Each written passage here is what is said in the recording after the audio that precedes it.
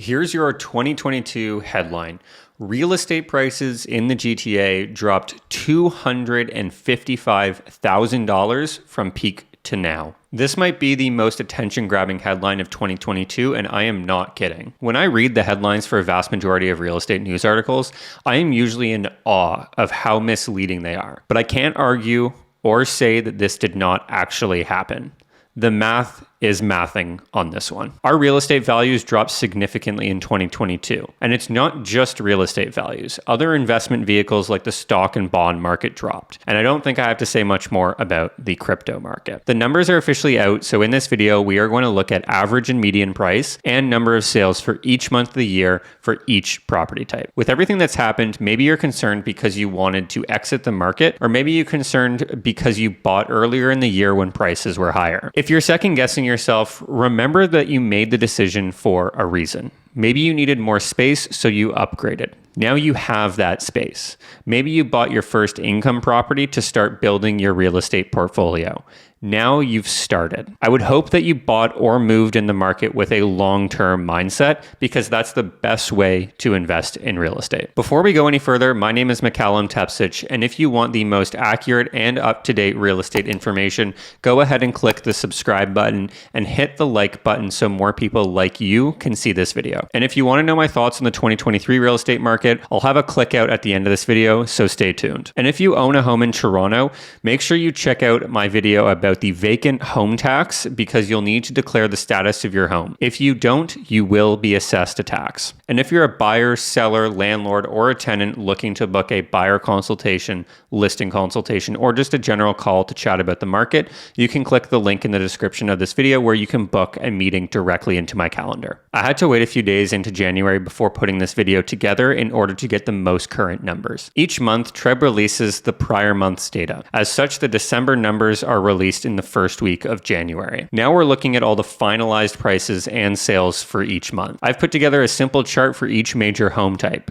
detached, semis, and condos. It's very important to note that these numbers are for the 416 area code, which is Toronto proper. These numbers do not include any area west of the Etobicoke Creek, north of Steeles, or east of Rouge River. Starting off with the detached market segment. As you can see highlighted in green, February was the month with the highest average and median sale prices. The peak of the detached market segment saw an average price of $2,070,000 and a median price of almost $1.7 million. However, February was not the month with the most number of sales. The number of sales actually peaked in March with just shy of 1,100 sales. This isn't too surprising because as the market moves quicker and prices escalate, more homeowners elect to sell their properties. It also happened to line up with the beginning of spring because a lot of homeowners were likely preparing their homes for sale during January and February. The number of sales were cut in half between March and July. March seeing almost 1,100 sales, whereas July saw under 500 sales. The month with the lowest average sale price was July at a little over 1.5 million, while the lowest median sale price was in October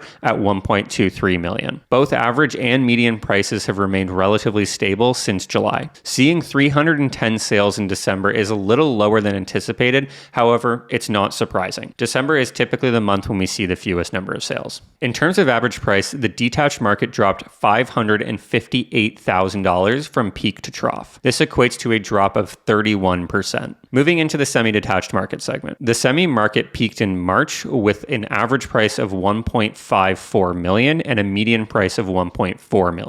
July saw the highest number of sales at 331, and it took a few months for the number of sales to actually drop substantially below 200. We saw the lowest average and median prices in August with 1.12 and 1 million respectively. Similar to the detached market, we saw stabilization with regards to price since August. Again, December had the fewest number of sales at 83. That's about half the sales which occurred in January 2022. And January was the month with the next lowest sales. In terms of average price, the detached market dropped $418,000 from peak to trough, which equates to a 31% drop. The condo market is very interesting because the price drops were not as drastic as the detached and semi markets. We started the year with an average price of $760,000 and quickly jumped up to around $830,000 in February, March, and April. March saw the highest average and median prices of $831,000 and $750,000 respectively. We also saw the highest number of sales in March at over 2,000, and this was the only month we saw over 2,000 sales in 2022 in the condo market. Jumping down to Q4 of 2022, we saw the lowest average price of $734,000 in November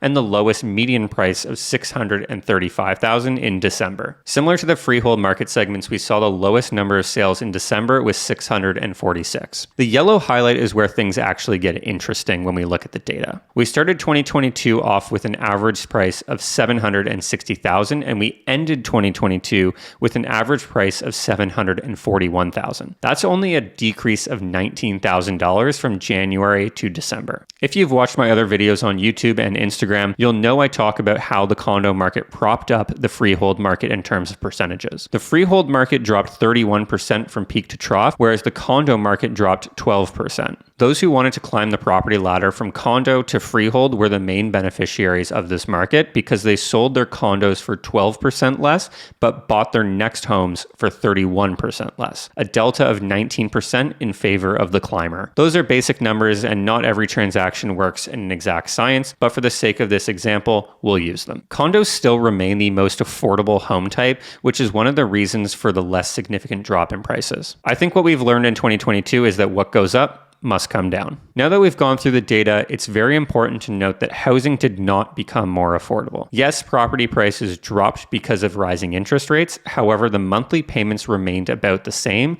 if not increased. Let's go through a quick example for a condo. On the left, if you bought a condo at the peak for $831,000 with 20% down, 25-year amortization, 2.5% interest rate, and a 5-year fixed term, your total monthly mortgage payment would be $3,153.